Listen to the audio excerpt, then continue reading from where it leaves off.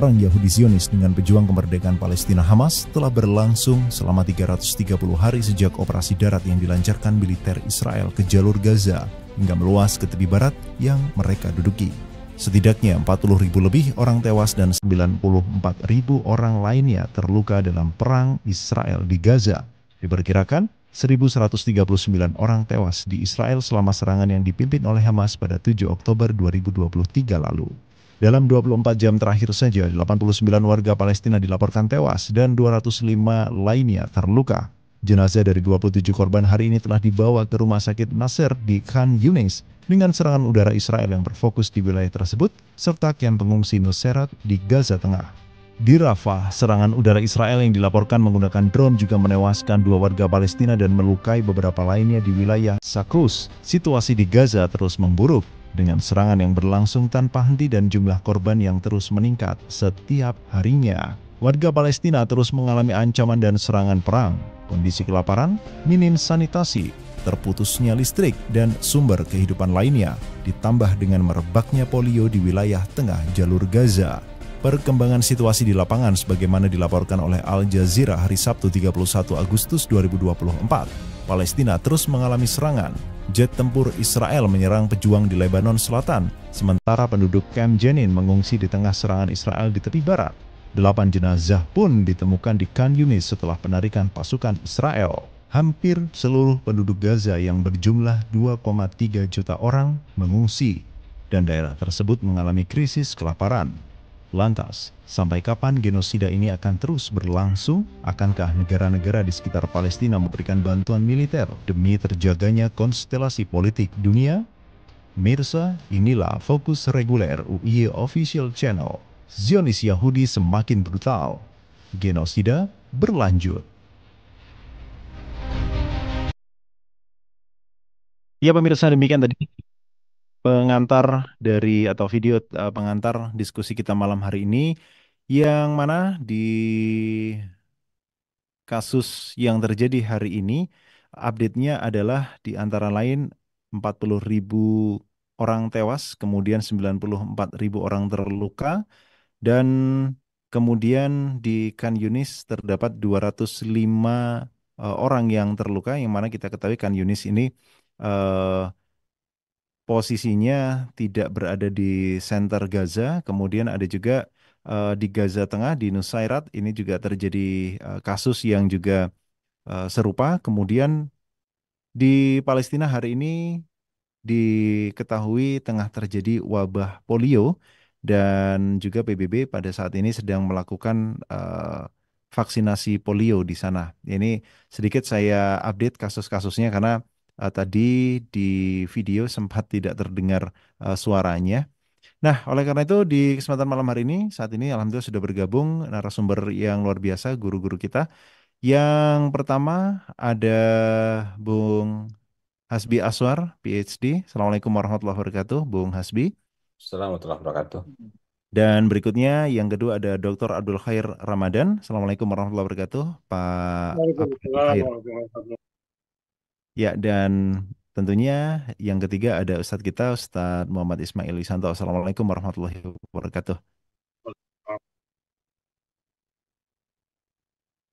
Ya, kamera beliau masih tertutup. Baik, langsung saja pemirsa. Oh ya, sebelum saya kemudian mengajak diskusi kita untuk berbincang, Anda boleh share kajian kita malam hari ini agar informasinya, update tentang peristiwa Gaza dan Palestina bisa diketahui dan dipahami oleh banyak orang lagi, dan Anda bisa berkomentar melalui live chat yang ada di bagian kanan atau bawah layar YouTube Anda. Dan langsung aja kita eh, berdiskusi dengan narasumber kita. Baik, yang pertama saya ke Bung Hasbi Aswar.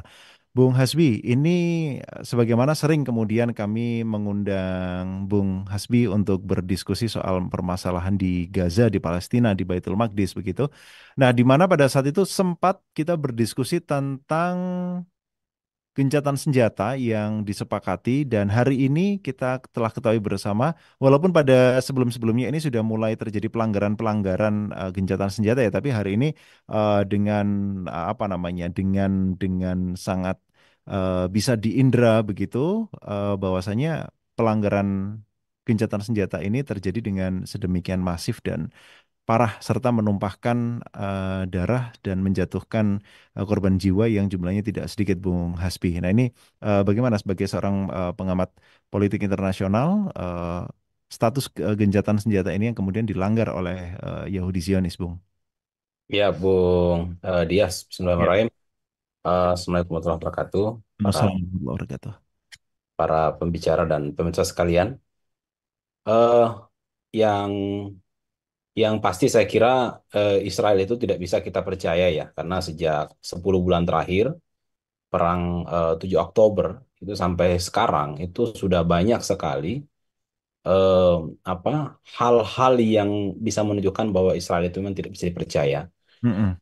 eh, Gencatan senjata bukan hanya eh, hari hari ini ya, eh, tapi juga bulan Ramadan kemarin juga ada gencatan senjata, tapi kemudian juga terjadi serangan-serangan gitu. Eh, Mm-mm. Kemudian di sisi yang lain, eh, apa ada banyak kebohongan-kebohongan gitu. Baru saja minggu kemarin ya, atau beberapa hari kemarin itu ada tawanan yang dibebaskan oleh Hamas begitu, yang oleh media-media Israel itu digambarkan bahwa tawanan ini disiksa, diperkosa dan lain-lain. Tapi ternyata tawanan itu sendiri yang dibebaskan itu lebih berbicara kalau ya dia tidak disakiti sedikit pun gitu. Dia tidak disakiti, dicederai sedikit pun oleh Hamas. Malah yang melukai dia adalah serangan-serangan Israel sendiri gitu. Termasuk juga satu dua hari ini ya kalau tidak salah, kalau bukan kemarin ya, itu ada enam tawanan warga Israel yang ditahan oleh Hamas yang kemudian ditemukan tewas, dan ternyata yang membuat mereka tewas itu adalah serangan-serangan dari Israel sendiri. Nah sekarang itu di Israel itu tekanan-tekanan masyarakat terhadap pemerintahnya itu sangat kuat sekali, Bung Dias, untuk menekan Mm-mm. agar gencatan senjata segera untuk diwujudkan. Nah, ada banyak sekali kebohongan-kebohongan dan kebohongan dan kebedaban-kebedaban yang Israel lakukan yang saya kira memang membuat dunia layak untuk tidak percaya kepada Israel. Saya kira kalau kita melihat ya bagaimana publik atau respon publik terhadap sikap Israel selama ini, baik di dalam maupun luar negeri, itu sebenarnya Israel itu sudah jatuh secara moral, Bung Dia. Saya kira tidak ada alasan lagi sebenarnya untuk bagi negara-negara ya yang mensupport Israel untuk mendukung, karena publiknya sendiri di Mm. Amerika Serikat, di Inggris, Prancis, Jerman itu publik mereka sendiri itu sudah eh, apa ya, udah serempak gitu menolak dan mengkritik Israel ya. Akan tapi ya itulah ya, saya kira belum masalahnya sampai sekarang itu belum ada langkah-langkah yang signifikan yang diambil. Padahal kalau kita mengikuti suara mayoritas, Bung Dias, Mm. mayoritas publik dunia itu, termasuk bahkan lembaga PBB ya, itu juga sebenarnya setiap hari teriak-teriak ya bahwa Mm-mm. kondisi di Gaza, Palestina itu sangat butuh bantuan dan sangat butuh untuk dilindungi dan dibebaskan dari kejaman Israel. Gitu. Iya, iya. Iya. Nah, kemudian bagaimana hari ini sikap PBB dengan apa yang dilakukan bahkan sejak bulan Ramadan kemarin ya? Bagaimana kemudian sikap PBB terhadap Israel yang kemudian melanggar gencatan senjata ini? Atau apakah kemudian sama seperti sebelum-sebelumnya ada gencatan senjata lagi, kemudian terjadi peperangan lagi, kemudian dilanggar lagi, kemudian setelah itu ada diskusi lagi, rapat lagi, atau seperti apa nih, Bung Hasbi kalau Anda melihat?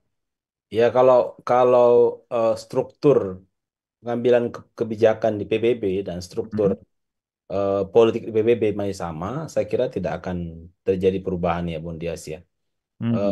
Bukan hanya di 10 bulan terakhir, tapi sejak 1948 sampai sekarang, eh, PBB itu ya begitu-begitu saja, Bung Dias ya. Bahkan kecenderungannya PBB itu ya, keputusan-keputusan penting di PBB terkait dengan penjajahan di Palestina itu kecenderungannya kecenderungannya itu adalah melindungi Palestina gitu. Mm. Walaupun sebenarnya kalau kita lihat badan lain di PBB itu seperti Majelis Umum misalnya, atau sebagian besar anggota di apa di Dewan Keamanan misalnya kecenderungan mereka itu ingin gencatan senjata misalnya ya, terkait dengan isu gencatan senjata saat ini. Tapi satu dua negara yang powerful di sana, yang kuat di sana, yang selalu berdiri di samping Israel untuk melindungi Israel. Itu yang membuat akhirnya ya PBB tidak bisa bertindak bertindak efektif. Walaupun misalnya PBB juga membentuk UNRWA ya, saya kira peran UNRWA di sana secara kemanusiaan itu sangat penting sekali. Membangun ini, bangun sekolah, eh, Hmm, apa, mensuplai bantuan dan lain-lain gitu. Ya, tapi ini kan cuman pendekatan kemanusiaan, gitu. hmm, Sementara PBB itu kan sebenarnya, kalau kita baca kembali di piagam PBB, tujuannya PBB itu adalah untuk menciptakan perdamaian dunia dan mencegah terjadinya agresi-agresi atau pelanggaran-pelanggaran terhadap kemanusiaan. Dan PBB juga sebenarnya sudah mencantumkan langkah-langkah yang harus dilakukan ketika terjadi pelanggaran terhadap hak-hak kemanusiaan. Cuman pengambilan kebijakannya itu kan harus bulat diambil oleh Dewan Keamanan PBB. Nah, sayangnya Dewan Keamanan PBB sudah bolak-balik kita diskusikan Bun Dias ya. hmm, hmm, hmm. Keamanan itu dipegang oleh negara-negara besar, gitu. Dan sistem pengambilan kebijakannya pun juga sama. Satu Iya. veto, kalau sudah ada yang satu memveto, ya tidak jadi keputusan itu diambil. Bahkan sekedar mengecam Israel sekalipun itu tidak bisa dilakukan oleh Dewan Keamanan PBB. Jadi kalau ditanya ke depan kira-kira akan seperti apa, ya begitu-begitu saja. Hanya berhenti di bantuan kemanusiaan, hanya berhenti di kecaman, hanya berhenti di seruan-seruan, kemudian akhirnya di veto. Dan kemudian ya tidak terjadi apa-apa yang signifikan. Iya, iya, iya. Ya, satu pertanyaan lagi mungkin terkait dengan tadi kan ada bagian wilayah Yordania Selatan ya yang kemudian mendapatkan atau terkena dampak dari serangan Yahudi Zionis ini. Apakah kemudian dari prediksi Bung Hasbi akan ada bantuan militer atau sesuatu yang akan memberikan kejutan bagi Israel dari negara-negara Arab di sekitar Palestina, Bung? Ya, eh, yang selama ini yang kita lihat malah sebaliknya, Bung Dias ya. Hmm? Pada saat Iran itu pada tanggal 14 April Ya. itu mengirim atau melancarkan serangan 300 rudal ke Israel, itu Hmm. malah Yordania termasuk Arab Saudi itu malah bekerja sama dengan Amerika Serikat, dengan Prancis dan Israel untuk menangkal rudal-rudal Iran yang ditembakkan ke Israel gitu. Bahkan Yordania itu kabarnya itu memberikan ruang udaranya untuk eh, senjata-senjata rudal penangkalnya Israel untuk Hmm. untuk menangkal serangan rudal Iran. Itu yang membuat sebagian besar rudal Iran itu tidak sampai ke Israel gitu. Karena Hmm. bantuan eh, karena kerjasama antara Yordania termasuk juga Arab Saudi. Itu satu. Yang kedua, sampai saat ini juga kalau bicara mengenai Mesir ya, Mesir termasuk Arab Saudi itu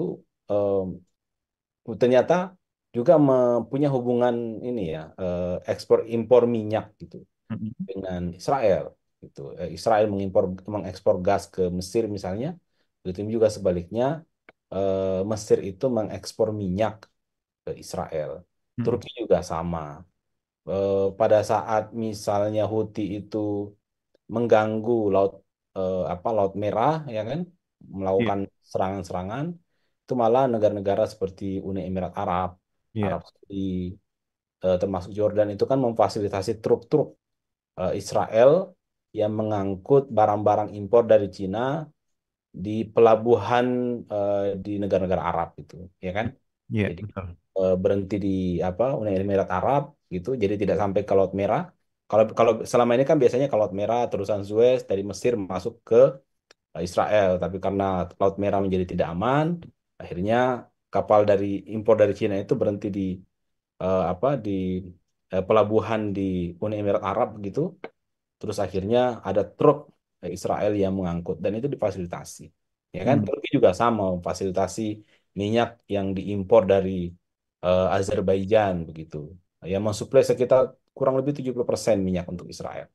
Iya. Jadi kalau tadi pertanyaannya apakah akan ada serangan militer, ya Hmm. negara-negara Arab termasuk negara-negara tetangga Palestina, negara-negara Muslim itu mereka Mm-mm. memilih untuk menjaga kepentingan negara mereka sendiri Hmm. daripada ikut untuk bertindak efektif untuk memperjuangkan apa kondisi masyarakat Muslim Palestina yang ada sekarang. Iya, iya. Baik, terima kasih Bung Hasbi. Selanjutnya saya menuju ke Pak Abdul Khair. Assalamualaikum, Pak Abdul Khair. Waalaikumsalam warahmatullahi wabarakatuh. Iya, Pak, kita ketahui bahwasanya bukti atau indikasi bahkan ini sudah di-upload di Amnesty Internasional bahwasanya Israel ini memang melakukan kejahatan perang begitu. Nah, bukti-bukti ini sudah ada dan hari ini kembali terjadi pelanggaran gencatan senjata. Nah, dari pandangan hukum sendiri, bagaimana kemudian dunia atau negara-negara yang Arab misalnya ini kemudian bisa memposisikan dan menyeret Israel ini kepada pengadilan untuk menghentikan kejahatan genosida ini, Pak Abdul Khair. Iya, terima kasih. Assalamualaikum warahmatullahi wabarakatuh. Waalaikumsalam warahmatullahi wabarakatuh. Para narasumber dan para netizen sekalian, ya saya ingin mengatakan begini. Iya. Tidak dapat dipungkiri bahwa International Court of Justice itu, Mahkamah Internasional itu sudah memiliki kedaulatan hukum. Mm-mm. Jadi, instansi tindakan militer, pendudukan militer, pemukiman Israel di wilayah Palestina itu sudah jelas melanggar hukum internasional. Mm-mm. Dan demikian itu dikecam. Dan itu adalah suatu bentuk pelanggaran dalam tataran internasional. Bagaimana diputuskan oleh ICJ. Iya. Tapi permasalahannya bahwa hukum yang muncul itu tidak menjadi apa-apa Mm-mm. ketika dilakukan veto dalam hal ini oleh Amerika. Mm-mm. Catatan menunjukkan bahwa semenjak Israel menjadi negara sampai dengan saat ini, tidak kurang dari 45 veto yang mendukung Israel. Nah, Mm-mm. ini masalah besar. Iya, iya. Ketika di veto, vetonya itu menguntungkan, mendukung, membela Israel, ya jelas ini merupakan suatu bentuk dukungan secara langsung kepada Israel. Jadi kalau kita dapat katakan Amerika Serikat dan negara barat lainnya itu sebagai pendukung Israel dan bahkan Amerika Serikat itu adalah negara boneka yang mendukung Israel itu ada benarnya. Karena Hmm. memang di belakang Amerika itu adalah Zionis Oh, internasional. oke, oke, menarik, menarik. Mm-mm. Mengapa dikatakan demikian? Mm-mm. Pembentukan Amerika Serikat itu dilandasi oleh falsafah Zionis yang dibentuk oleh Adam Weishaupt, Hmm. yang kemudian oleh Theodor Herzl. Iya, iya. Ya kan? Kita dapat mengatakan itu dari berbagai dokumen Mm-mm. dan terutama dari pernyataan dari Theodor Herzl itu sendiri ketika dilakukan konferensi internasional Zionis internasional di Basel, Iya. Swiss. Itu pada 1800-an, tidak salah 1897 yang sebelumnya itu dirancang protokol-protokol Zionis oleh Adolf Hitler tanggal 1 Mei 1776, 2 bulan sebelum Amerika itu menjadi negara. Jadi pembentukan Amerika yang dahulunya adalah merupakan koloni Inggris, Inggris pun adalah terkait dengan gerakan Zionis pada saat itu. Sehingga pembentukan Amerika dengan perang Inggris yang pada akhirnya melahirkan negara Amerika itu juga dipengaruhi oleh Zionis pada saat itu. Di Mm. sini ada 3 poros kekuatan yang saya sebut Tel Aviv, London, Washington. Jadi ketika negara kita pisahkan, apalagi penguasaan Timur Tengah kalau ditinjau dari pendekatan geopolitik itu memang harus dikuasai oleh mereka karena Timur Tengah dalam hal ini Sam lebih khusus lagi Palestina, itu adalah center of gravity. Hmm. Jadi pusat kekuatan itu ada di Timur Tengah, Iya, pusat iya. kekuatan dunia. Itu ada di sana. Sehingga siapa saja, negara siapa saja mampu mengontrol kawasan ini, dia akan mendapatkan suatu keuntungan dalam label uang hidup. Dan terkait dengan geostrategi Barat menguasai Timur Tengah. Jadi tidak dapat dipisahkan antara Amerika dan Israel itu sendiri. Nah ini saya lihat kalau Israel menjadi negara ini dasarnya adalah Holocaust pada saat Perang Dunia Kedua, di mana katanya sumber literatur mengatakan adanya pembantaian terhadap Yahudi yang diaspora. Yahudi di sini pasti sejarah mengatakan Yahudi Gaza, Asenazi. Tapi masalahnya, berapa yang sebenarnya itu dilakukan pembantaian oleh Hitler? Iya. Kalau korbannya kan ini beragam. Intinya di atas 50 juta. Nah, dari angka 50 juta itu sekitar ya 50 ribuan. Iya. Itu adalah Yahudi yang mengalami pembantaian. Disebut Holocaust. Holocaust itu kan sama dengan genosid. Nah, sekarang kalau kita kembalikan, berapa banyak warga Palestina yang dilakukan genosid? Itu kan hampir sama. Iya. Dari mulai jadi negara sampai terjadinya Perang Arab, adanya Nakba, dan sampai sekarang, saya rasa bahkan banyak melebihi dari korban Holocaust. Iya. Dengan dasar Holocaust dia jadi negara. Sehingga kembali warga Yahudi berdiaspora, dan itu menjadi dalil mereka mendirikan negara. Dengan dasar doktrin primernya itu adalah Israel. Dalam hal ini Yahudi. Askenazi, Yahudi Gaza sebagai bangsa pilihan Tuhan, kata mereka. Dan Israel itu adalah tanah yang dijadikan mereka. Nah sekarang kalau kita balik, berapa jumlah warga Palestina yang meninggal, yang menjadi korban, baik secara langsung maupun secara tidak langsung. Tidak langsung karena kelaparan, karena penyakit, dan lain-lain. Ini kan sama. Jadi bagi saya, isu-isu yang dibangun zaman dahulu, isu Holocaust, diaspora itu hanya kebohongan belaka, agar mereka memang menghendaki pendirian negara Israel di seluruh wilayah Palestina. Ini kan suatu kebohongan pasti, kebohongan yang berkembang berkelanjutan. Tapi masalahnya International Court Justice tidak mampu mengeksekusi. Kenapa? Karena di Dewan Keamanan itu dilindungi oleh yang namanya Amerika dan bangsa lainnya. Nah kesinian poros London ini sangat berbahaya. Tel Aviv, London, Washington ini akan memancing negara-negara lain untuk terlibat dalam peperangan yang akan datang. Bisa saja terjadi perang dunia ketiga yang berdasarkan konflik di Timur Tengah. Kalau menurut saya, mereka menginginkan terjadinya perang dunia ketiga ini. Kenapa? Karena perang dunia pertama saja mereka yang menyulut, mereka yang menciptakan, termasuk perang dunia kedua. Jatuhnya Ottoman Turki melalui tangan-tangan mereka, dalam hal ini Mustafa Kemal Masa, itu juga dibentuk oleh mereka. Tokoh Yahudi yang disusupkan dalam gerakan Turki Muda. Nah, gerakan Turki Muda bagi saya ini gerakan Yahudi muda. Sehingga mampu menjatuhkan Kesultanan Turki. Berpisah-pisahlah negara-negara di bawah kekuasaan Turki dengan berbagai aneka ragam siasat. Nah sekarang mereka ingin menguasai bukan hanya Palestina, tapi bumi Sam semuanya, ya, termasuk Yordan, ya, termasuk Suriah, Libanon, dan ini sudah kenyataan. Jadi kalau ditinjau dari pendekatan center of gravity, ya memang adanya di Timur Tengah, lebih sempit lagi ya di Palestina itu. Nah ini akan menjalar.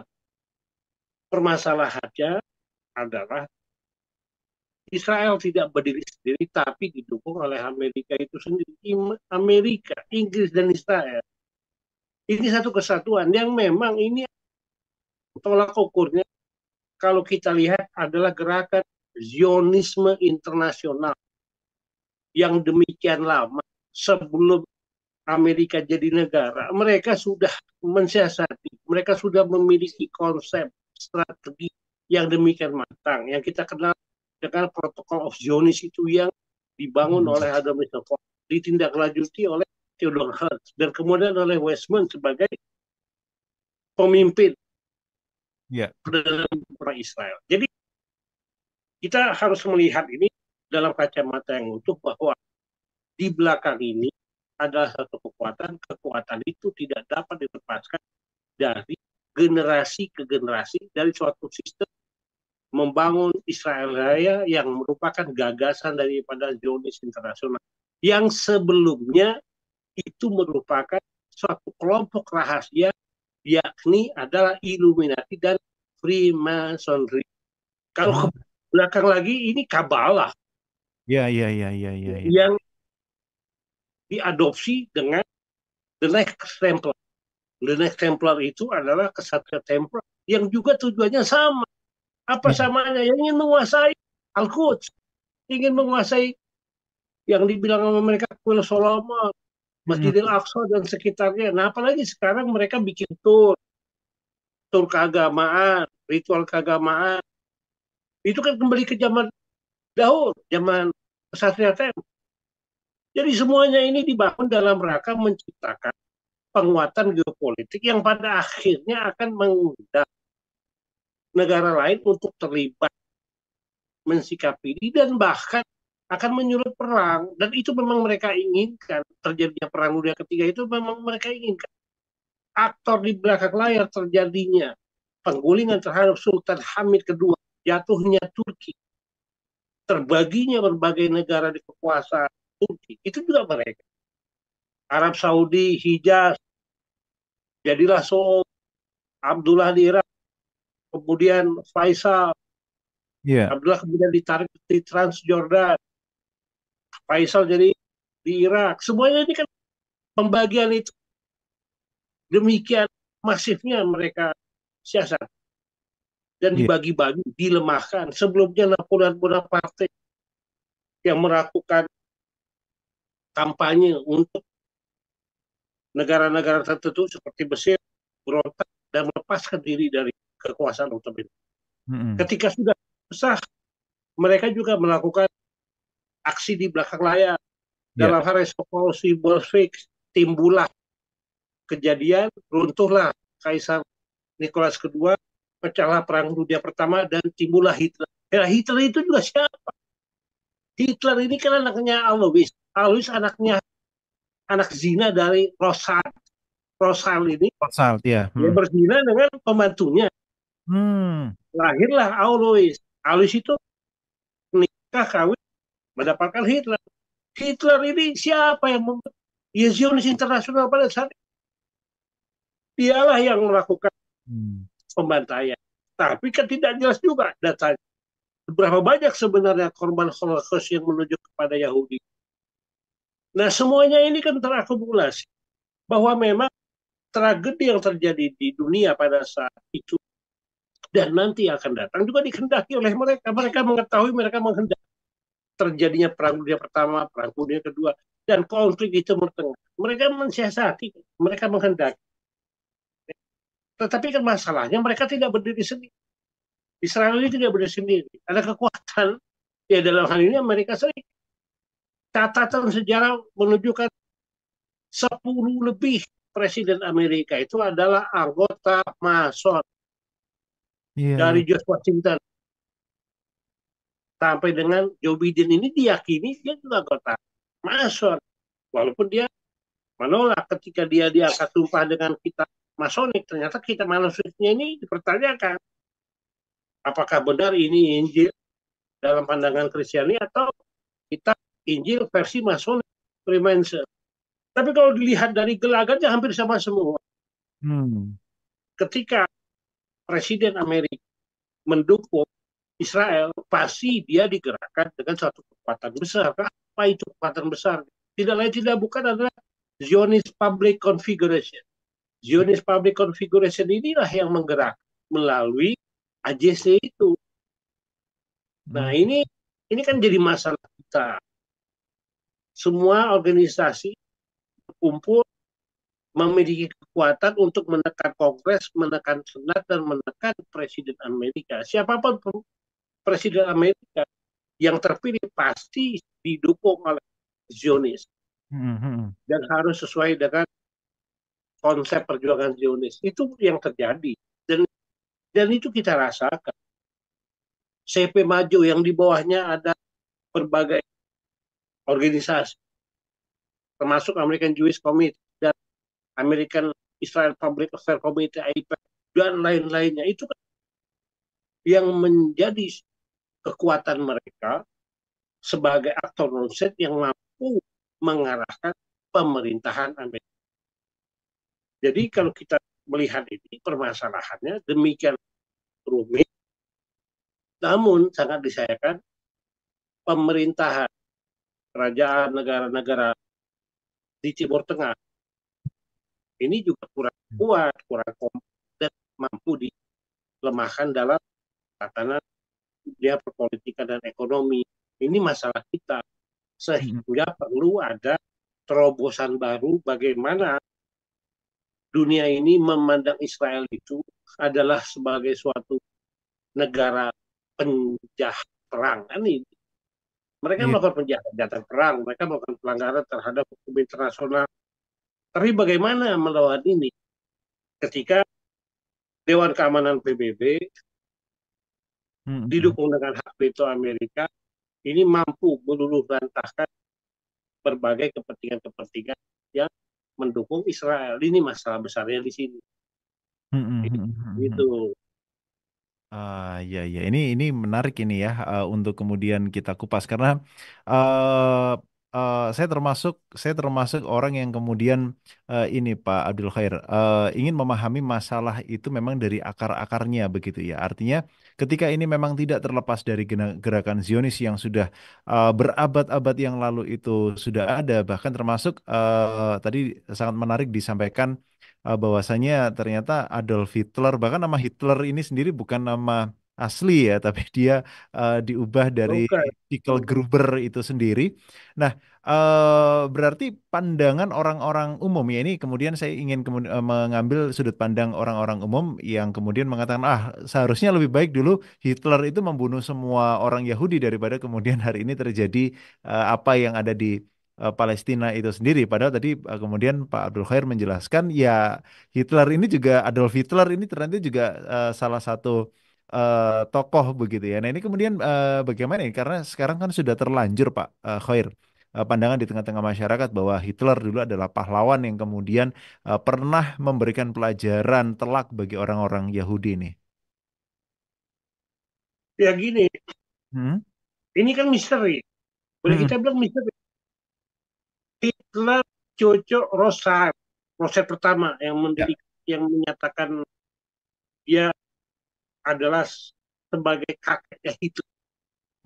Nah permasalahannya Hitler melakukan Holocaust, pembantaian. Tetapi pembantaian itu kemudian digunakan oleh kepentingan Zionis untuk mendirikan negara Israel agar kembali para Yahudi yang diaspora ke tanah airnya, dalam hal ini Israel. Dipilih Israel karena doktrin tadi, dia sebagai bangsa pilihan Tuhan, kata mereka, dan tanah yang janjikan. Nah, ini semua misteri. Dengan dasar itulah ketika pasca Perang Dunia Kedua, Jerman kalah, diwajibkan membayar ganti kerugian demikian besarnya, dan disediakanlah tanah Palestina yang menjadi negara Israel itu melalui perjanjian Balfour yang diciptakan oleh Inggris. Nah, sebelumnya juga ada perjanjian yang membagi-bagi wilayah-wilayah kekuasaan Ottoman menjadi beberapa negara. Nah, pertanyaan signifikannya adalah apakah Holocaust itu benar alamiah atau merupakan konspirasi? Kalau bicara konspirasi, maka berdasarkan protokol Zionis, kebenaran itu adalah konspirasi. Kebenaran itu diciptakan oleh mereka dari sudut pandang mereka, dikonspirasikan sehingga menjadi pandangan benar atau tidaknya menjadi benar. Bukan lagi kita melihat dalam hal mengkritisi apakah benar, apakah layak. Tapi kalau sudah di 86 kan, sudah dikonfirmasikan, kalaupun cerita peristiwa itu bohong adanya, tetapi dengan konspirasi menjadi benar.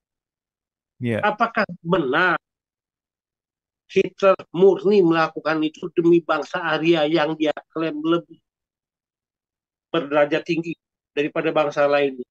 Nah, di satu sisi dia juga terpengaruhi oleh Darwinisme, oleh ajaran Darwin yang mengatakan orang kulit putih lebih berderajat, lebih bermakna, lebih hebat dari bangsa lain. Sehingga diumpamakan manusia yang memang ada seadanya itu tanpa pengaruh Tuhan dari sel yang membelah diri menjadi manusia, maka dunia ini hutan. Manusia yang kuat mengalahkan manusia yang lemah. Nah, ini diakui oleh Hitler sendiri dalam bukunya itu, Mein Kampf, Perjuangan Kulit, bahwa dia merasa bangsa yang lebih kuat melemahkan, menghancurkan bangsa yang lebih rendah, dalam hal ini Yahudi. Tapi dia sendiri kan keturunan Yahudi dari Rothschild. Nah, ini semua ini bermasalah. Sejarah ini kita tidak bisa melihat bagaimana sebenarnya kebutuhannya. Kalau kita lihat ceritanya, Rothschild itu kan yang mengundang 12 tokoh Yahudi. Di Eropa Timur itu salah satunya ada Wissenfels yang kemudian menjadikan gerakan Freemasonry yang secret society menjadi Illuminati yang memang menghendaki salah satunya pendirian Amerika untuk menunjang negara Israel, dan kemudian didirikanlah negara Israel dengan dasar adanya antisemit, adanya perang dunia yang terjadi yang menewaskan dengan tragedi Holocaust. Nah, antisemit Holocaust itu bagi saya mereka juga yang ciptakan, sehingga menarik perhatian dunia yang pada akhirnya terjadi Balfour menjadikan tanah Palestina menjadi tanah mereka untuk mendirikan negara. Nah, ini sudah kelihatan pada seawalnya itu tahun sekitar 1930-an itu banyak yang masuk ke Palestina. Mereka katanya berdiaspora. Pertanyaannya, kalau diaspora mereka sudah aman, sudah nyaman di Eropa Timur, di Eropa Barat. Jadi ini kemauan daripada politik yang terintegrasi oleh tokoh-tokoh itu yang dikembangkan oleh terutama oleh Theodor Herzl. Dia jelas membuat konferensi pertama ketika dia gagal meminta kepada Sultan Hamid II. Berkali-kali dia tolak oleh Sultan Hamid, tapi dengan pendekatan ekonomi, politik, dan hubungannya dengan berbagai kekuatan didukung oleh Rothschild, dia menjadikan program-programnya itu mewujudkan negara Israel ya kesampaian. Tanpa ada dukungan Inggris, tanpa ada dukungan Amerika, tidak akan mungkin menjadi negara Israel. Nah, sekarang ini kita lihat bagaimana kekuatan Amerika itu dengan aspek ekonomi. Nah, ini kan Rothschild ini terus-menerus, turun-temurun sampai dengan saat ini. Ya, betul. Siapa yang memodali keuangan Amerika? Siapa yang membentuk uang Amerika, the Federal Reserve? Dan kemudian siapa yang mendukung kemerdekaan Amerika? Itu siapa? Uang yang awalnya itu adalah koloni Inggris, tiba-tiba merdeka. Dukungan siapa? Ini semua kan kembali kepada protokol Zionis mereka. Jadi omong kosong lah kalau bagi saya. Sepanjang Amerika tidak mendukung Israel, sangat sulit Israel itu akan dilemahkan dalam hal dia tidak melakukan invasi menduduki Palestina. Kecuali kalau Amerika melepaskan dirinya, tidak mendukung veto, tidak mendukung alutsista, tidak mendukung hal yang lainnya. Sudah lenyap Israel itu.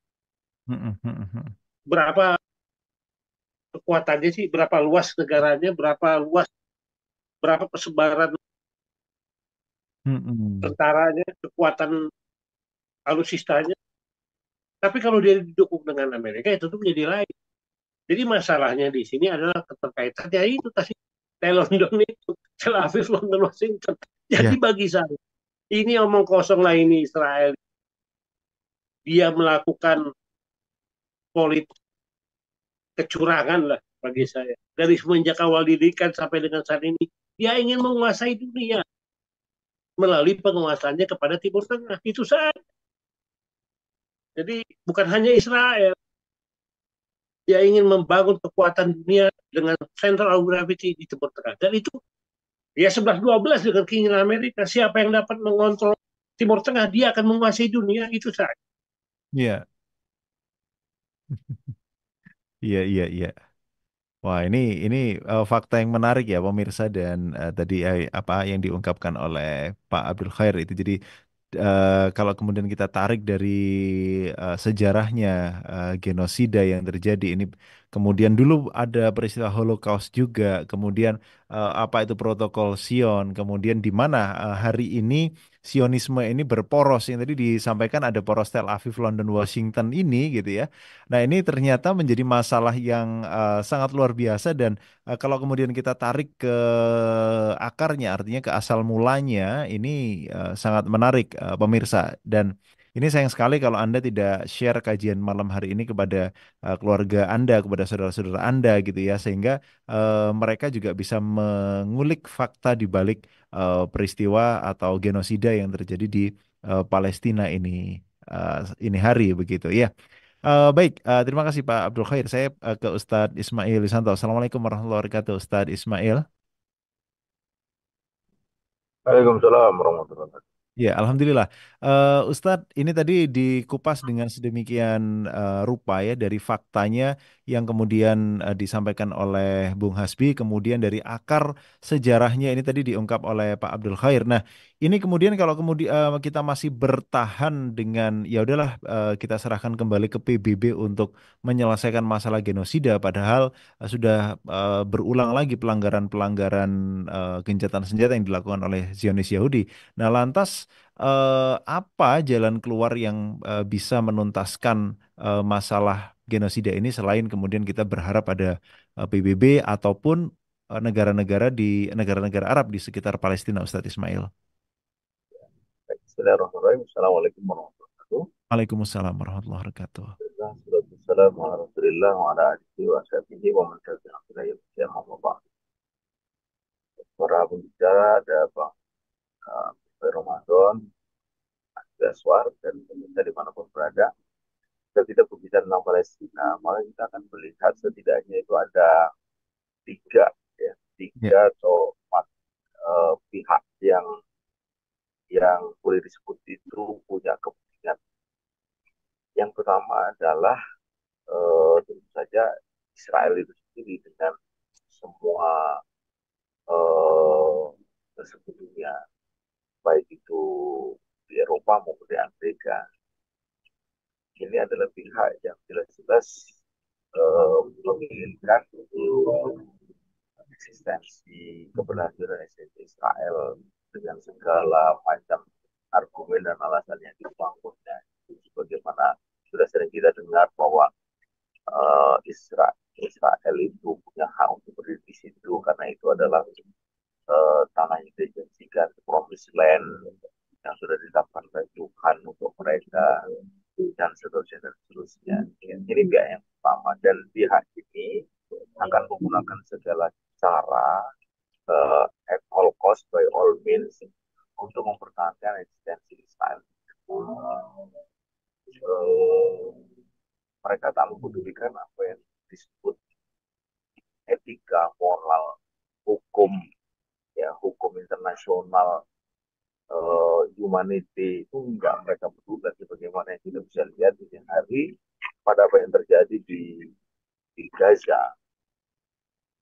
Apa yang terjadi di Gaza itu sesungguhnya satu fakta yang amat sangat terang benderang, sangat gamblang tentang betapa bahwa mereka itu sudah begitu sudah begitu abai terhadap semua value yang masih bisa dipahami oleh orang yang waras. Tadi itu tentang kemanusiaan, tentang hukum, tentang etika segala macam. Bagaimana tidak, mereka kan tak lagi sungkan untuk menghancurkan tempat ibadah, sekolah yang itu berakibat korban pada orang tua, anak-anak, rumah sakit juga mereka hajar dan seterusnya. Ini pihak yang pertama. Kemudian pihak yang kedua adalah negara-negara Timur Tengah di sekeliling Israel, baik yang dekat maupun yang agak jauh. Yang dekat seperti yang berbatasan langsung adalah Lebanon, Syria, lalu Yordan, Mesir, itu yang berbatasan langsung. Kan? Maupun yang agak jauh seperti Saudi, kemudian Irak, dan seterusnya. Dan dari apa yang terjadi di Palestina ini hari, kita bisa membuktikan bahwa sesungguhnya tidak ada yang mereka bela kecuali kepentingan negara mereka masing-masing. Mereka memang mencoba untuk tampil seperti seolah-olah mereka itu peduli terhadap keadaan Palestina. Tapi kepedulian itu hanya sebatas retorika. Sebutlah misalnya Irak yang baru lalu begitu lantangnya hendak menyerang balik Israel oleh menyusul kematian Ismail Haniyeh yang selepas menghadiri pelantikan Presiden Iran itu. Kan sampai sekarang tak terbukti. Begitu juga yang lain-lainnya. Bahkan tadi Bung Hasbi menjelaskan saat gamblang bukan mereka mencoba untuk membela Palestina dengan menghajar Israel, malah justru banyak sekali peran mereka yang memberikan fasilitasi kepada Israel untuk mendapatkan macam-macam, mendapatkan gas, mendapatkan minyak, mendapatkan barang-barang yang dipasok dari Cina dan sebagainya. Lu sederhananya kan begini, itu kan negara kecil kan, negara kecil yang tentu saja oleh karena kecilnya itu dia memiliki keterbatasan macam-macam. Kita dengarkan gasnya itu diambil dari Turki. Andai Turki menyetop pasokan gas, selesai. Iya, selesai. Ini hari gas itu sangat vital pada musim dingin misalnya, sangat vital.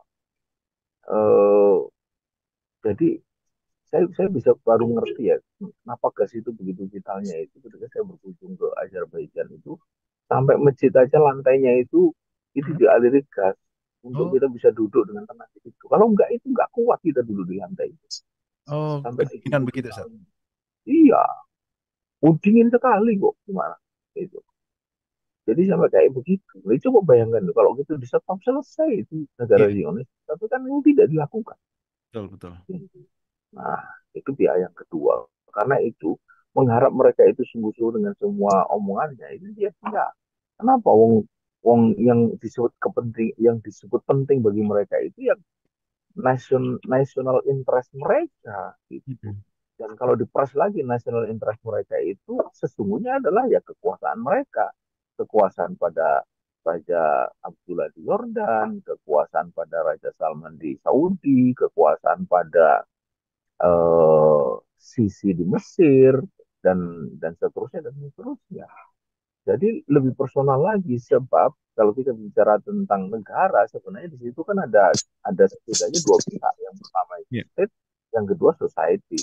Kalau kita bicara tentang society itu masih banyak rakyat di Mesir itu yang begitu semangat kalau bisa mereka akan segera menyerbu masuk ke pintu Rafah gitu, masuk ke Gaza bagaimana yang dulu pernah dilakukan. Begitu juga di Saudi, itu masih banyak mereka-mereka yang terinspirasi Osama bin Laden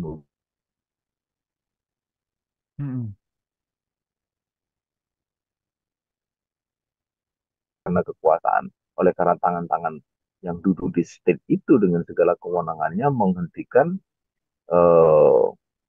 kemungkinan warganya itu untuk terlibat di dalam apa yang mereka sebut konflik di Palestina.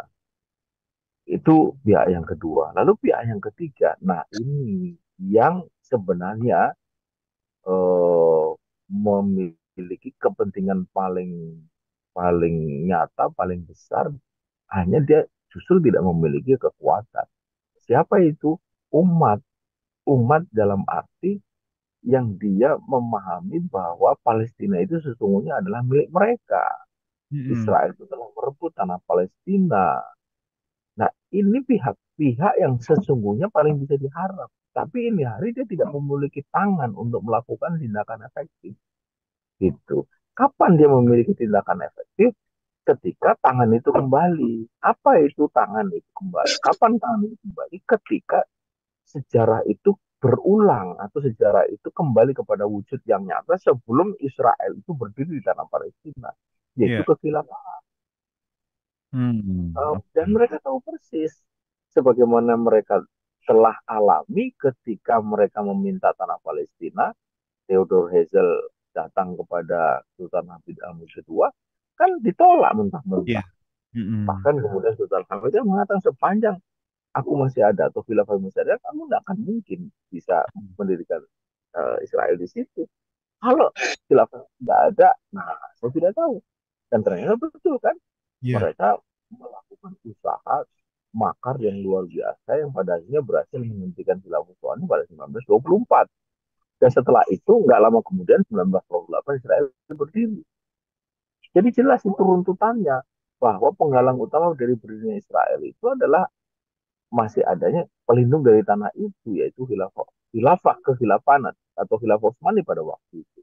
Karenanya maka logika sederhana ada bahwa itu tanah Palestina akan kembali jika pelindungnya itu datang lagi. Iya. Kapan pelindungnya datang lagi? Jika pihak yang ketiga itu berusaha keras, kemudian berusaha sungguh untuk mewujudkan kembali. Mm-mm. Jadi sebenarnya yang ini hari kita diskusikan itu masih berkutat antara pihak satu dan dua. Iya. Harap kepada pihak satu dan dua itu tidak akan nyampe. Kenapa? Om tidak satu itu memang ingin menjaga kepentingan Zionis Israel. Iya. Termasuk di situ PBB, loh PBB yang melahirkan waktu itu namanya Liga Bangsa-Bangsa kan. Kemudian pihak kedua itu sedang berbicara melindungi kepentingan dia, kepentingan kekuasaan yang dia tahu kalau dia itu macam-macam dengan terhadap Israel, itu Mm. dia akan mengalami risiko yang paling ditakuti oleh mereka yaitu jatuhnya kekuasaan mereka. Karena itu mereka tidak mungkin melakukan itu. Apa perlunya saya harus membela Palestina dengan memukuli Israel kalau itu berisiko terhadap hidup saya atau terhadap kelangsungan dari kekuasaan saya. Kan logika pendeknya akan mengatakan ngapain kan gitu. Iya. Mm-mm. Nah, jadi in, pihak pertama dan kedua itu yang sekarang sedang take role gitu. Nah, pihak yang ketiga ini yang tersembunyi atau belum ter, ter, terkonsolidasi, sedang terkonsolidasi, tapi belum mencapai titik yang yang efektif untuk melakukan tindakan sedemikian rupa sehingga apa yang menjadi cita-cita kembalinya Palestina itu bisa terwujud. Kenapa? Karena memang belum belum kembali tuh tangan yang dulu melindungi tanah Palestina itu. Gitu. Jadi itu saya kira. Karenanya Mm-mm. eh, kalau kita mau jujur berbicara tentang bagaimana penyelesaian tadi kan ditanyakan begitu, tak Iya. mungkin kita berada pada pihak pertama maupun pihak kedua. Gak mungkin. Iya. Ya, sekencang apa kita berharap kepada PBB? Enggak bisa. Sekencang apapun kita berharap pada negara-negara di sekitar mereka, sekitar Israel, enggak bisa. Karena itu, kalau kita mau sungguh-sungguh, ya mesti konsentrasi untuk membangkitkan pihak yang ketiga ini. Karena inilah kekuatan yang genuine, yang dulu berhasil melindungi Palestina dari jarahan Zionis, tangan Zionis, dan akan begitu juga kembali nantinya bersama. Begitu. Iya. Iya. Iya. Iya, baik Ustadz. Nah, Ustadz, kemudian kalau melanjutkan dari apa yang Ustadz sampaikan itu, seharusnya kan pihak kedua, seandainya pihak kedua ini kemudian memahami pentingnya hadir pelindung dari pihak ketiga ini kan, mereka juga pada akhirnya akan selamat, Ustadz. Ya, mereka tahu selamat, tetapi mereka punya resiko bahwa sekarang dia akan jatuh. Hmm. Iya, itu tahu persis ya. Dan itu sangat mudah kok. Apa negara-negara pihak pertama itu bisa kasih contoh. Kamu kalau Hmm. macam-macam, kita porsikan selesai. Iya. Porsikan contoh. Heeh, heeh, heeh. Kan Betul, betul. begitu mudahnya kan dijatuhkan. Tak, jatuh. Itu. Oh, Mana ya? Mana dari negara-negara itu yang tidak mudah dijatuhkan? Marcos jatuh. iya. Kadang tuh, ya kan? Betul, Jatuh. betul. Nggak ada yang enggak. Soeharto jatuh. Itu. Paling gampang kan mereka itu. Karena mereka punya semua kekuatan yang dimiliki untuk menjatuhkan sebuah rezim. Mm-mm, mm-mm, mm-mm. Iya, iya, iya, iya. Nah, artinya kalau dari pihak pertama ini kita tidak mungkin kemudian berharap lagi. Kemudian pihak kedua juga mereka bertahan dengan posisinya. Artinya, mohon maaf kalau kalau kemudian mereka dengan yang seperti sekarang ini mereka menjaga keamanan diri mereka sendiri. Nah, lantas yang memperjuangkan pihak ketiga bisa kemudian tampil dengan begitu nyata, kemudian real ini menggunakan kekuatan siapa, Ustadz? Nah, kekuatan umat yang itu baru akan muncul ketika itu terkonsolidasi menjadi kekuatan real dengan kembalinya khilafah Islam itu. Mm-mm, mm-mm. Iya, iya, iya, iya, iya. Nah, kalau boleh kemudian ini sekaligus apa namanya sebuah statement begitu, Ustadz. Nah, umat dari belahan bumi mana nih kalau menurut pandangan Ustadz Ismail yang mungkin dan ini kalau kita bicara tentang pertolongan Allah pasti kemudian kita semua mengharapkan berlomba-lomba mendapatkan pertolongan Allah. Tapi kalau kemudian dari kondisi analisa perpolitikan hari ini yang paling mungkin untuk mewujudkan kekuatan itu umat yang berada di belahan bumi mana ini, Ustaz? Ya, ini sebenarnya umat itu Mhm. punya potensi untuk eh, bergerak. Sekarang ini kesadaran Mhm. keumuman itu sudah demikian rupa menjalan di berbagai belahan dunia, Iya. bukan hanya di negara-negara yang notabene negara Islam seperti Indonesia, Mhm. Malaysia, ya, tapi juga di negara-negara yang notabene bukan negara Muslim seperti Mhm. Eropa, Amerika. Mhm. Kesadaran itu ada, hanya tadi bahwa mereka tahu persis negara Barat itu bahwa ini tidak boleh dibiarkan. So, Iya. kalau ini dibiarkan, itu akan mengancam pihak pertama. Hmm. Itu Mhm. Mhm. mengancam pihak pertama dan pihak kedua juga takut sebab eh, mereka tahu bahwa jika khilafah itu tegak, mereka juga akan menjadi apa menjadi puing-puing lagi karena tidak akan mungkin mereka ada karena mereka eh, tidak bisa menutupi pengkhianatan mereka selama ini terhadap umat. Jadi mereka dan dalam sejarahnya tadi juga sudah disampaikan oleh Bung Khoir Ramadan bahwa mereka itu berdiri di bekas kekuatan khilafah Utsmani. Itu Iya. kan lanjutan dari perjanjian Sykes-Picot kan. Iya. Mhm. Mhm. Itu. Jadi ini ini ini adalah satu fakta sejarah yang mereka paham betul bahwa mereka itu akan berlanjut kekuasaannya, dinastinya, keluarga segala macam sepanjang Mhm. pemilik aslinya itu tetap tidak ada. Iya. Ketika pemilik asli itu kembali, maka mereka selesai. Selesai, sejarah mereka selesai. Sejarah Mhm. Yordan selesai, sejarah Saudi selesai, sejarah Mesir selesai. Sejarah itu semua kan baru muncul tahun 30, 40, 50, 60. Mhm. Aljazair tahun 60. Iya. Betul. Ya kan? Nah, jadi sebenarnya pihak kedua itu juga walaupun mungkin tidak pernah diungkapkan secara nyata, tidak menginginkan pihak ketiga itu kembali. Iya. Itu. Di situ kita bisa memahami kenapa mereka diam-diam juga mendukung pihak yang pertama dalam konteks Israel. Tuh, Mhm. Mhm. Mhm. Oke. ya. Betul, betul. Iya, Ustaz. Iya, baik, baik. Baik, terima kasih Ustadz Ismail.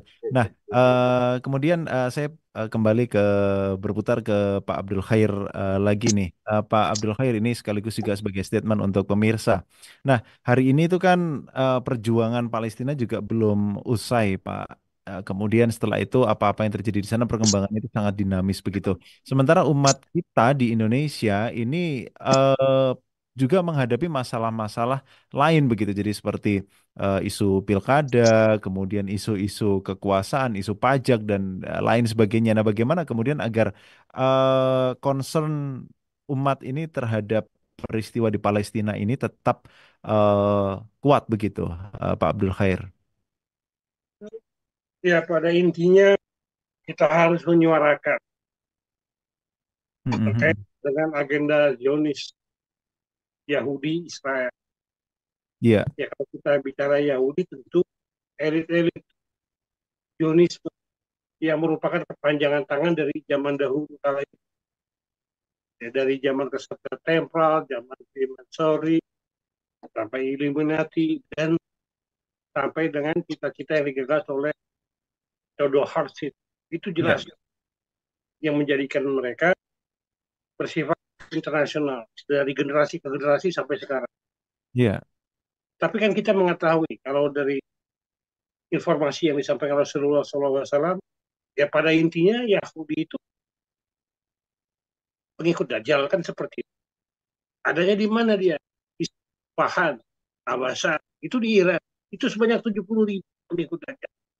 Iya. Pada saat itu. Nah, berarti kesimpulan saya, pemahaman saya, Yahudi-Yahudi yang dari zaman dahulu sampai sekarang, itu ada satu rangkaian, satu kesatuan utuh. Mereka pada intinya menunggu Tuhan mereka. Siapa itu? Dajjal. Dajjal, iya. Ya kan itu. Nah, ini sudah adalah fitnah-fitnah Zionis yang mendahului fitnah nanti Dajjal. Betapa banyak kekuatan mereka. Dan oleh karena itu, kita harus mewaspadai. Kekuatan mereka ini bukan hanya negaranya, tapi adalah menunjuk kepada organisasi-organisasi mereka. Itu menunjuk kepada satu organisasi yang membawahi 49 organisasi. Satu organisasi itu adalah Conference of President of American Jewish Committee. Itu membawahi 49 organisasi. Ya, ada AIPAC, ada AAI, ada AJC, American Jewish Committee. Nah, ini kan sudah masuk ke Indonesia. Pengaruhnya sudah demikian berkembang, mempengaruhi para sampai ada yang Israel bertemu dengan pimpinan mereka. Ada juga ya salah satu imam besar masjid terkenal di Indonesia mengikuti pendidikan di Amerika yang difasilitasi oleh IGC ini, sehingga dengan pendekatan humanisme, pluralisme, ini kan mengaburkan makna dalam hal akidah kita ini. Itu memang diinginkan.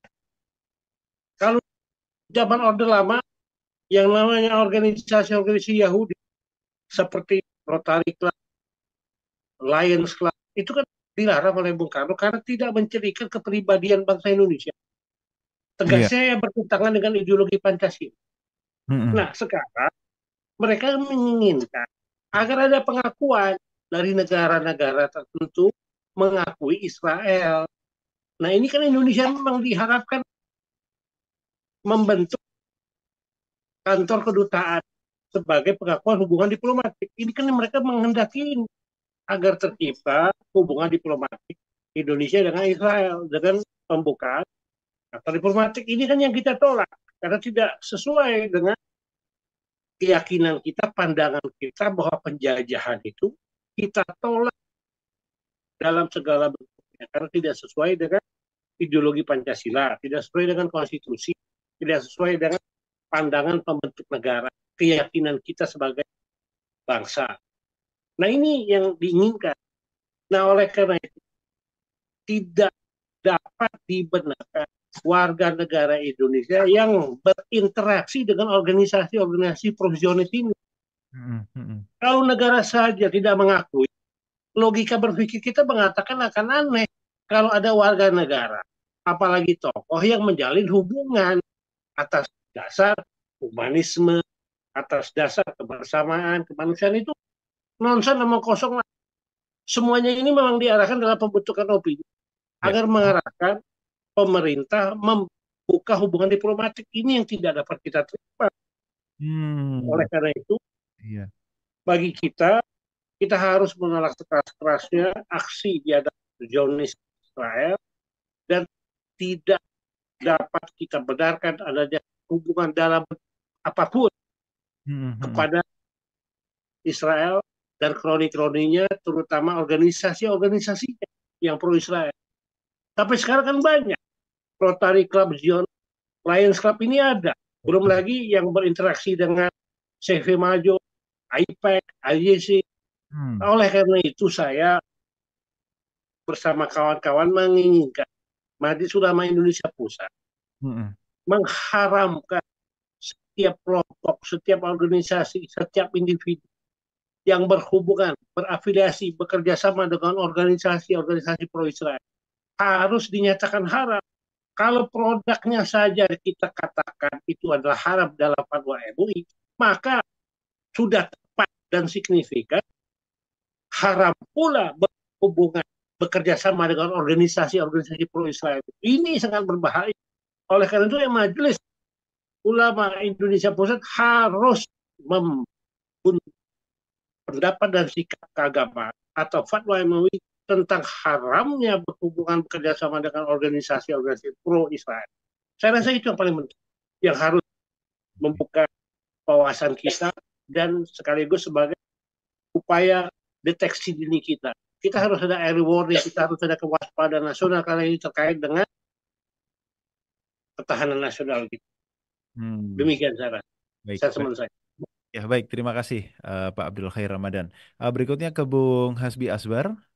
Bung Hasbi, ya, menyambung dari apa yang tadi disampaikan oleh Pak Abdul Khair dan juga Ustadz Ismail tentang bagaimana kemudian kita mewujudkan pelindung umat yang hari ini sudah tidak ada begitu ya. Nah, eh, eh, kemudian kita juga menyaksikan kondisi umat ini, entah nanti saya sebagai pembawa acara saja begitu, tidak boleh berstatement ya. Ini nanti statementnya dari Bung Hasbi ini. Nah, Bung Hasbi memandang masyarakat internasional hari ini melihat peristiwa yang ada di Palestina dan berbagai macam upayanya. Adakah kemudian di situ kesadaran baik itu umat Muslim maupun non-Muslim ini kemudian untuk sampai pada opini bagaimana adanya persatuan dan persatuan inilah yang nanti bisa memerdekakan atau membebaskan Palestina dari Israel, kemudian tidak lagi berhadapan dengan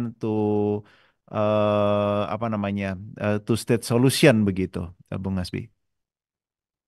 Ya, Bung Dias, kalau melihat opini global yang jelas yang bisa kita pastikan itu kompak adalah eh, publik global itu mengecam apa pendudukan Israel di Palestina, termasuk juga genosida yang terjadi saat ini. Saya kira itu yang saya kira clear ya. Ketika kita melihat opini publik global baik di dunia Islam maupun di negara-negara Barat termasuk di Amerika Serikat. Nah, Iya. kalau di dunia Islam sekarang itu ini Bung Dias ya, kalau solusi dua negara itu beberapa bulan lalu itu ada survei ya, survei ke negara-negara Arab gitu dan di situ memang di apa beberapa kesimpulan dari hasil survei tersebut menunjukkan bahwa masyarakat Arab itu tidak puas dengan PBB, termasuk mereka tidak setuju dengan eh, apa dengan solusi dua negara. Iya. Termasuk juga kalau tidak salah juga mereka tidak setuju dengan ini, dengan normalisasi negara-negara Arab atau dunia Islam dengan Israel gitu.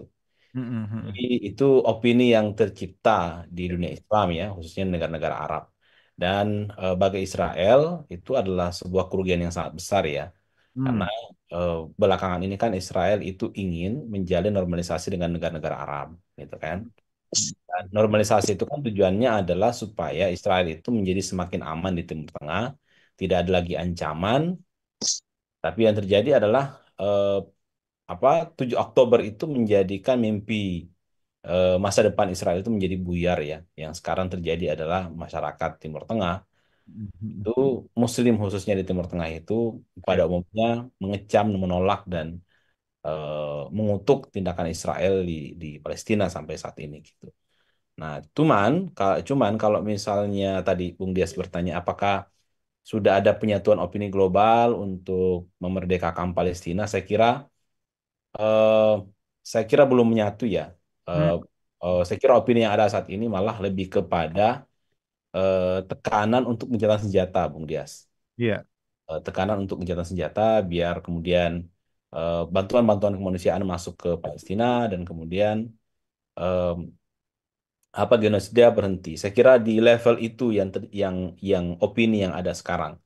Jadi kalau termasuk ini kalau saya termasuk solusi dua negara, termasuk memerdekakan Palestina gitu. Itu yang saya amati ya dari beberapa aksi-aksi yang terjadi itu ya isunya adalah ceasefire now ya kan atau iya, bebas Palestina kayak gitu.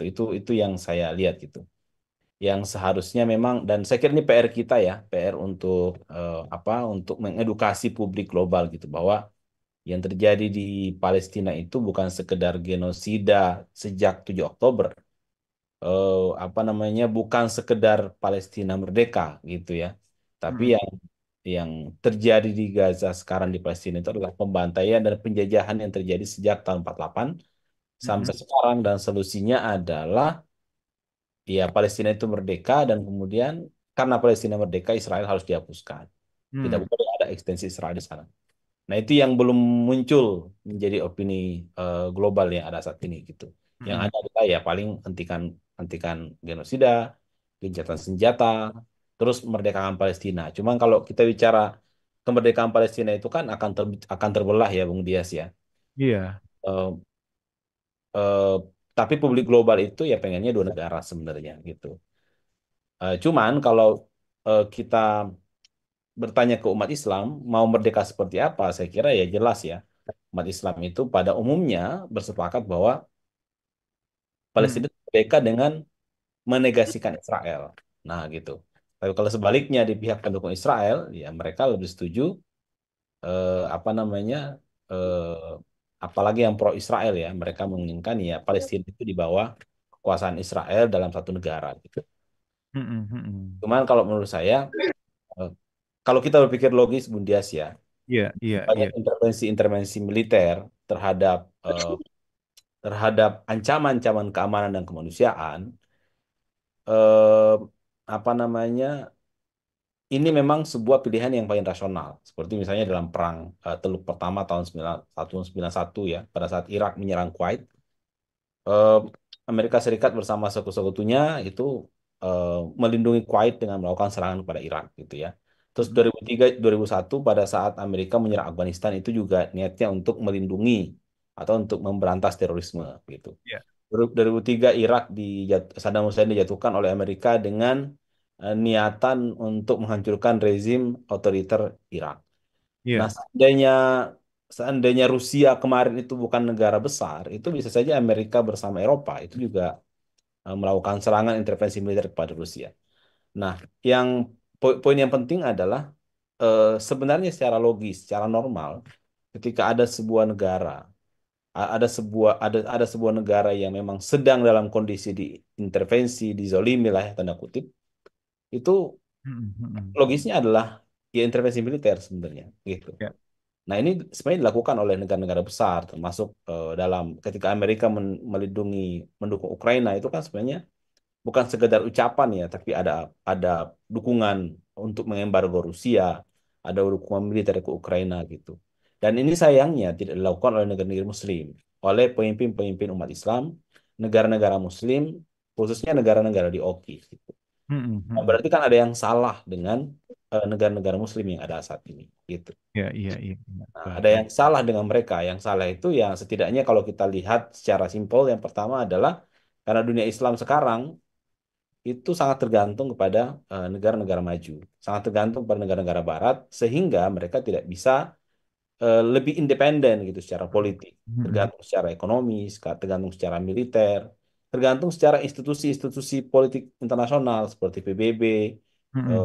apa Bank Dunia, IMF dan sebagainya. Jadi itu yang membuat dunia Islam menjadi sangat tidak bisa keluar Iya, pola pikirnya dari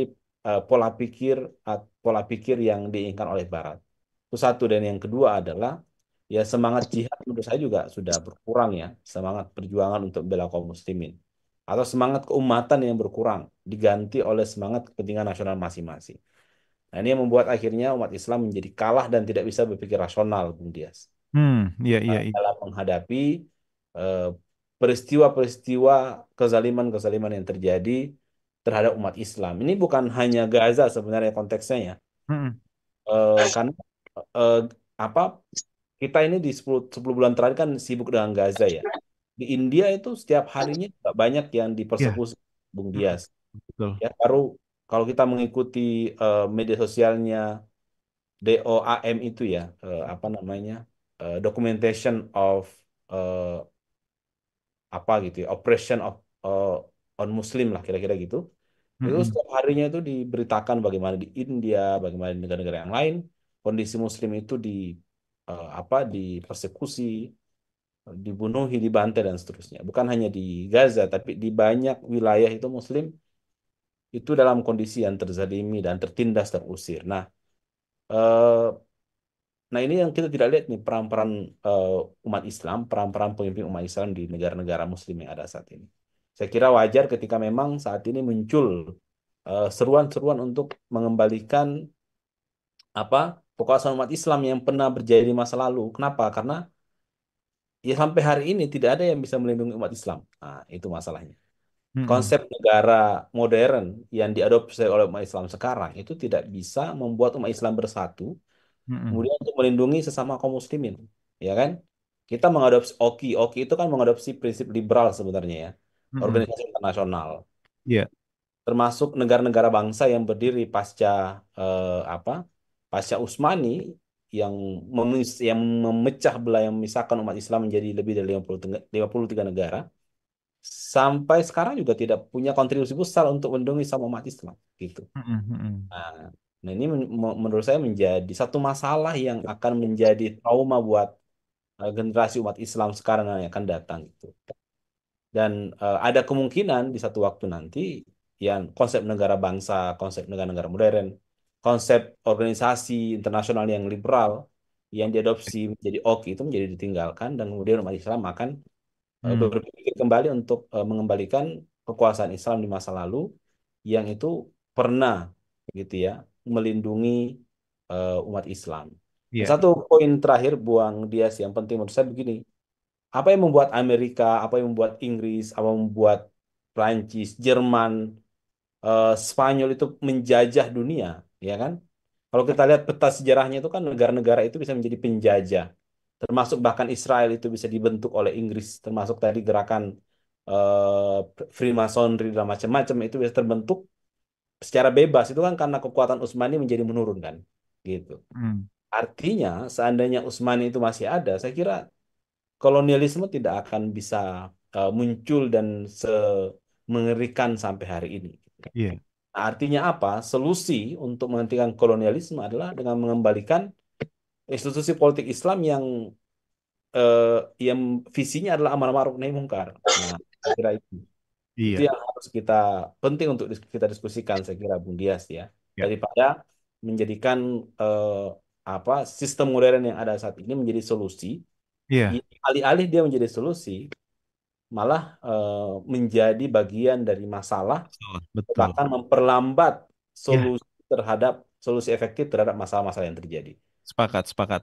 Itu akan memecah memecah fokus umat ya, Bung Hasbi ya, justru. Iya, betul sekali. Iya, iya. Baik, terima kasih Bung Hasbi. Pemirsa ada satu pertanyaan menarik. Mengapa kemudian negara-negara Islam baik itu di wilayah lain maupun di wilayah Arab ini mengumumkan khilafah tegak untuk membela Palestina begitu ya. Tadi sudah dijelaskan oleh Ustadz Ismail bahwa mereka memiliki kepentingan yang mana ketika mereka mencanangkan khilafah kemudian memberikan solusi khilafah sebagai solusi atau jawaban bagi segala permasalahan yang dihadapi umat muslim, maka mereka akan takut dengan juragannya. Siapa juragannya? Juragannya tentu saja adalah pihak-pihak yang dekat juga dengan Zionis itu sendiri atau bahkan Zionis itu sendiri. Nah, kemudian bagaimana organisasi-organisasi Islam ini belum bisa mewujudkan khilafah hingga hari ini karena memang yang bisa menegakkan khilafah, yang bisa mewujudkan khilafah ini adalah bersama umat. Tugas organisasi, tugas jamaah adalah berdakwah yang kemudian nanti kekuasaan dari penguasa ini diserahkan untuk kemudian diubah kekuasaan itu menjadi kekuasaan yang menggunakan sistem Islam yaitu khilafah Islamiyah. Nah, untuk Anda yang ingin menyimak bagaimana sejarah khilafah, kemudian sejarah Palestina dan juga topik-topik menarik lainnya, Anda bisa scroll kembali ulasan-ulasan dan juga program-program di UI Official Channel ini, dan jangan ditutup dulu setelah ini karena ada hadiah dan juga persembahan spesial untuk Anda dari UI Official Channel yang akan memberikan edukasi berharga untuk kita dalam memahami konflik yang terjadi di Palestina dan peristiwa-peristiwa penyertanya. Dan jangan lupa juga untuk segera mengambil peran dalam perjuangan Palestina ini, dan yang sudah mengambil peran jangan pernah usai karena memang kemenangan akan diberikan kepada orang-orang yang diridhoi oleh Allah, dan semoga kita menjadi salah satu bagian darinya. Pemirsa, sampai jumpa di acara fokus reguler UI Official Channel yang akan datang, dan saya mohon maaf apabila terdapat kesalahan. Terima kasih atas partisipasinya. Billahi taufiq wal hidayah. Wabiridha wal inayah. Assalamualaikum warahmatullahi wabarakatuh. Waalaikumsalam.